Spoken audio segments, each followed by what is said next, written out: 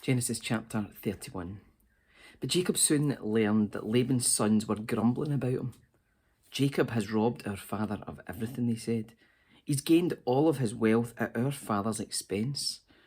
And Jacob began to notice a change in Laban's attitude towards him. Then the Lord said to Jacob, "Return to the land of your father and grandfather and to your relatives there, and I will be with you." So Jacob called Rachel and Leah out to the field where he was watching his flock. He said to them, "I've noticed that your father's attitude towards me has changed, but the God of my father has been with me. You know how hard I have worked for your father, but he has cheated me, changing my wages 10 times. But God has not allowed him to do me any harm. For if he said the speckled animals will be your wages, the whole flock began to produce speckled young. And when he changed his mind and said the striped animals will be your wages, then the whole flock produced striped young. In this way, God has taken your father's animals and given them to me. One time, during the mating season, I had a dream and saw that the male goats mating with the females were streaked, speckled, and spotted. Then in my dream, the angel of God said to me, 'Jacob.' And I replied, 'Yes, here I am.' The angel said, 'Look up, and you will see that only the streaked, speckled, and spotted males are mating with the females of your flock. For I have seen how Laban has treated you. I am the God who appeared to you at Bethel, the place where you anointed the pillar of stone and made your vow to me. Now get ready and leave this country and return to the land of your birth.' Rachel and Leah responded, 'That's fine with us. We won't inherit any of our father's wealth anyway. He's reduced our rights to those of foreign women. And after he sold us, he wasted the money you paid him for us. All the wealth God has given you from our father legally belongs to us and our children. So go ahead and do whatever God has told you.' So Jacob put his wives and children on camels, and he drove all his livestock in front of him. He packed all the belongings he had acquired in Padan Aram and set out for the land of Canaan, where his father Isaac lived. At the time they left, Laban was some distance away, shearing his sheep. Rachel stole her father's household idols and took them with her. Jacob outwitted Laban the Aramean, for they set out secretly and never told Laban they were leaving. So Jacob took all his possessions with him and crossed the Euphrates River, heading for the hill country of Gilead. 3 days later, Laban was told that Jacob had fled. So he gathered a group of his relatives and set out in hot pursuit. He caught up with Jacob 7 days later in the hill country of Gilead. But the previous night, God had appeared to Laban the Aramean in a dream and told him, 'I'm warning you, leave Jacob alone.' Laban caught up with Jacob as he was camped in the hill country of Gilead, and he set up his camp not too far from Jacob's. 'What do you mean by deceiving me like this?' Laban demanded. 'How dare you drag my daughters away like prisoners of war?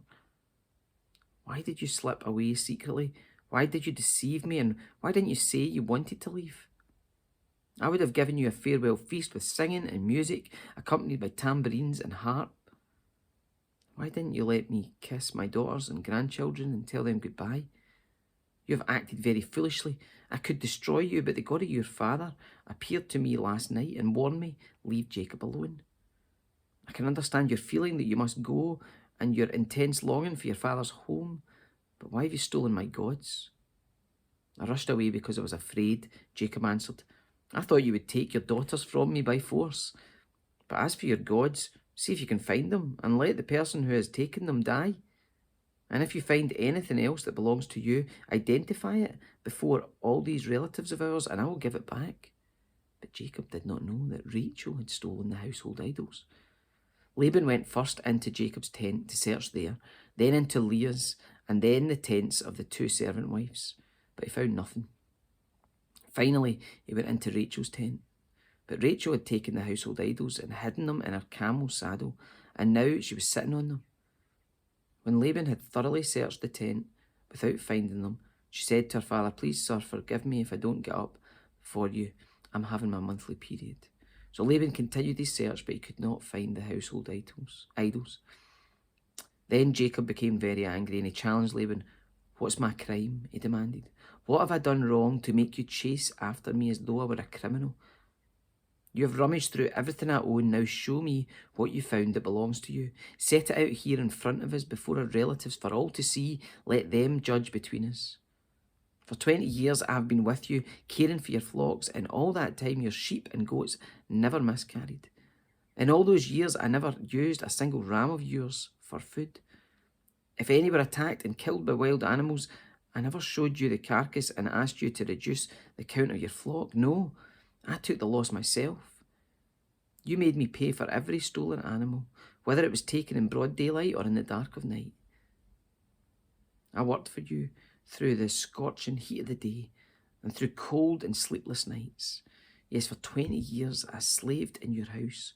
I worked for 14 years earning your 2 daughters, and then 6 more years for your flock, and you changed my wages 10 times. In fact, if the God of my father had not been on my side, the God of Abraham and the fearsome God of Isaac, you would have sent me away empty-handed. But God has seen your abuse and my hard work. That's why he appeared to you last night and rebuked you. Then Laban replied to Jacob, these women are my daughters, these children are my grandchildren, and these flocks are my flocks. In fact, everything you see is mine. But what can I do now about my daughters and their children? So come, let's make a covenant, you and I, and it will be a witness to our commitment. So Jacob took a stone and set it up as a monument. Then he told his family members, gather some stones. So they gathered stones and piled them in a heap. Then Jacob and Laban sat down beside the pile of stones to eat a covenant meal. To commemorate the event, Laban called the place Jegar Sahadutha, which means witness pile in Aramaic. And Jacob called it Galid, which means witness pile in Hebrew. Then Laban declared, this pile of stones will stand as a witness to remind us of the covenant we've made today. This explains why it was called Galid, witness pile. But it was also called Mizpah, which means watchtower. For Laban said, may the Lord keep watch between us to make sure that we keep this covenant when we are out of each other's sight. If you mistreat my daughters, or if you marry other wives, God will see it, even if no one else does.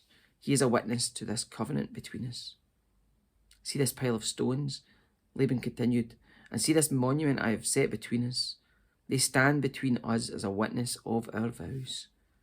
I will never pass this pile of stones to harm you, and you must never pass these stones or this monument to harm me. I call on the God of our ancestors, the God of your grandfather Abraham, and the God of my grandfather Nahor, to serve as a judge between us. So Jacob took an oath before the fearsome God of his father Isaac to respect the boundary line. Then Jacob offered a sacrifice to God there in the mountain and invited everyone to a covenant feast. After they had eaten, they spent the night on the mountain. Laban got up early the next morning and he kissed his grandchildren and his daughters and blessed them. Then he left and returned home.